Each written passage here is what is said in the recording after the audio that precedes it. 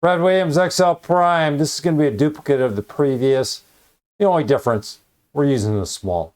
And the layout is a little cleaner than the previous. No F9. And here, older versions, Control-Shift-Enter. 2 name ranges, gender, time. Here's our nth. Here's our formula. Small, if gender is equal to F, then show us the time. Show us the fastest time. Show us the 3rd fastest time. Same with male.